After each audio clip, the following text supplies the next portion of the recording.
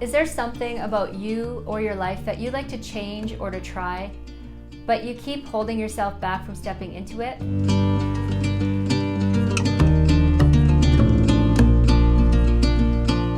My name is Elena, and today we'll be tapping on allowing your true self to emerge. There seems to be two main types of fear in life. There's fear that shows up as irrational fear. It kicks you into survival mode to avoid a dangerous situation or to get you out of a dangerous situation. This primal fear acts as a true form of protection to save us. Then there is an irrational fear. This type of fear is more of a perceived threat in our mind. It's attached to many practiced thoughts and limiting beliefs and old behaviors. Even though in the moment there is no imminent danger ahead, this misperceived fear holds us back and overrides our desire to move us forward. Our irrational fears often result in self-sabotage. When there's a part of us that wants something, but then there's this other part of us that takes over and keeps us from moving forward. Brad Yates calls this form of self-sabotage misguided self-love. We subconsciously allow the fear to control us because it's trying to protect us from getting hurt. But if we step through this fear, there is always a huge payoff. That in hindsight, we can see how that fear was causing us more damage than the perceived threat by not enabling us to move through it. In a previous video, I explained how a tapping technique called EFT can help to unravel all those irrational fears and limiting beliefs that keep us from living our best life. A link for that video and a full description of how it works can be found in the description box below. This tapping process is putting a voice to those thoughts that are on repeat in our mind. It's just saying out loud what bothers you and then reframing it so that you look at it differently. In other words, it creates an improved result in your life because the tapping creates a somatic response in your body, which helps to literally rewire the neural pathways in your brain. So if there's something holding you back from living your truth, follow along with me as I walk you through this technique to discover for yourself what might be getting in your way. Start by thinking of an area of your life where you know deep inside that if you were to step through your fear, it would bring you to a better place. Is there an area of your life where you hide behind your false self to protect you from the scrutiny of the world? On a scale from 1 to 10, rate your fear of moving forward, with 10 being your highest level of fear. Then sense into your body and notice any discomfort, any tension, or any pain. Our body always holds on to our unprocessed emotions, and that discomfort is calling for your attention and your acceptance and your love. In my opinion, processing your feelings is the epitome of self-love. So, taking full responsibility for your own physical and mental well-being, follow along and tap gently on the tapping points, and then repeat out loud whatever I'm saying after each one. For those of you who are familiar with the tapping points, you might notice that I omit some of them. And this is not because some of them are better than others. I just have some favorites that I tend to stick to. But as long as you're tapping on any of the original tapping points, it will be effective. So feel free to do whatever's best for you. So on the karate chop point under your baby finger, tap gently and repeat after me.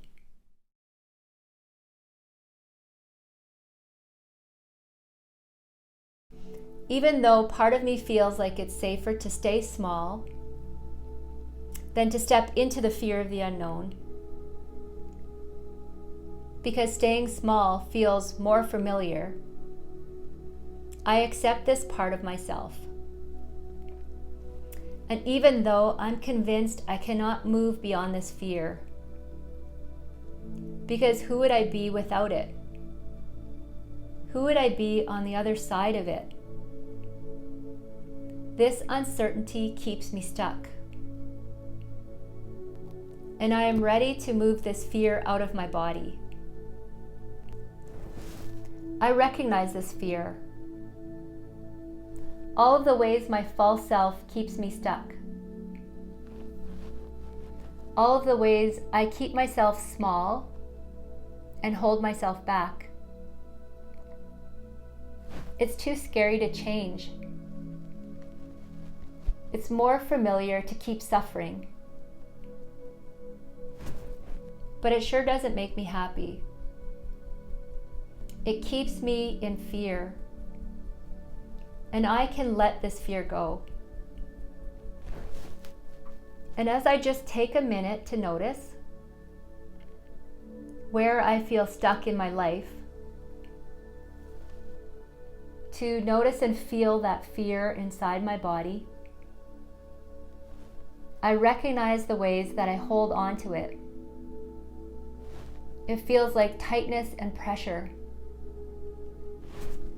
It makes me feel stiff and rigid like a statue, frozen in time. So put your hands on your heart and breathe lots of love in, and an even longer exhale. Breathing out all those familiar and uncomfortable feelings. Loosening up those patterns that were connected to the fear inside of me. Up until now, I subconsciously believed that the fear was keeping me safe. But that was my ego who thrives in discomfort. Where would my ego be if I let go of the discomfort? It would no longer exist. So maybe my ego is holding on for dear life, shadowing my truth. I'm allowing myself to let go of my loyalty to my ego, letting go of protecting it and keeping it alive. No longer letting my false self drive the bus. Because my false self drives me into all of the uncomfortable places. Because that's where my ego thrives. So I'm letting go of my commitment to holding myself back by feeling unsure of myself. Keeping myself small just holds me back from inner joy and inner peace and inner love. Why do I do this to myself? Why have I done this for so long? Maybe it's because it's scary not knowing what's on the other side of the fear. I've become comfortable in the discomfort. Fear and lack have just become a familiar feeling. Instead, I choose to let it go, to see where life will take me without it. Okay, put your hands on your heart and inhale lots of love in, and an even longer exhale out. Okay, keep tapping. All along, my true self keeps calling me forward. My true self does not cease to exist. It just waits patiently for me to invite in the essence of who I really am. That part of me who is brave and daring. I allow all the abundance and the goodness that the universe has lined up for me. As I align who I really am as my true self, aligning with who I am meant to be in this world, I am choosing to step out of that fearful mindset. Even if I don't know what it will look like or how it will feel. But I can already tell that my body and my muscles are loosening up. As that stale energy begins to dissipate from within my body. And to transform into curiosity and creativity. Curiosity feels so much better than fear. Curiosity feels like I am opening the doors of opportunity. The doors of opportunity that my true self has been calling me to open. The opportunities that I've kept in the shadows. Any positive changes can only happen when I choose it. And it feels so good to step out of that fear and into curiosity. Who am I without that fear? Who am I with the curiosity? Curiosity feels lighter. It feels exciting. It feels inviting. My true self knows my potential. All I need to do is to change my perspective, change my paradigm, so that I see life through the eyes of my true self, rather than that familiar fear. So I'm choosing to let go of this small-minded thinking. Put your hands on your heart and inhale lots of love in, and exhale. Noticing my shoulders and neck loosening up. As I start to move this stuck energy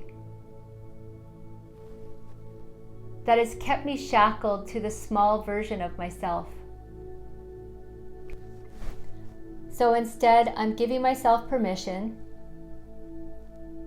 to feel safe in the uncertainty, to feel safe in the change, to feel safe in trusting my true self, who is calling me forward to my best life possible. And as I trust in my inner being, as I follow the nudges and the inspiration, I am being led into something bigger than I've ever experienced before. And I can remind myself that I am safe, even in the uncertainty and the unknown, as I trust my true self and align with my fullest potential. I align with who I really am. I'm giving my false self a back seat and allowing the real me to take the wheel. Because the real me is confident and wise and fearless. My true self is a connection to all that is, to pure positive energy. And in this vibration, I can feel that I am open to my best experience possible. My life continues to get better and better. And I'm excited to see where this takes me. As I practice this new perspective, without the fear, and if the fear starts to creep in and tries to push its way to the front, I can ask my inner being to help me look in a new direction, away from the fear. Because my inner being is always by my side, always available. I'm committed to aligning with my true self and feeling the peace and the love and the pure potential that I have access to in this new emotional state. Okay, hands on your heart, breathing lots of love in and an even longer exhale. Breathe in this new connection, this new paradigm. Repeat this process as many times as necessary until you bring that fear down to a zero. You got this. Thank you for watching, and thank you for tapping into your true self.